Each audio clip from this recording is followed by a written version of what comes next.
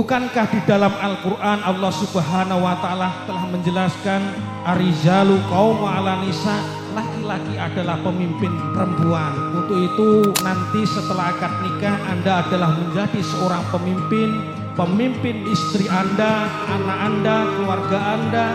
Berikanlah contoh-contoh yang baik, berikan contoh-contoh yang bijaksana, saling menghargai, saling menghormati. Yang tidak kalah pentingnya yaitu saling menerima kelebihan dan kekurangan satu sama lain.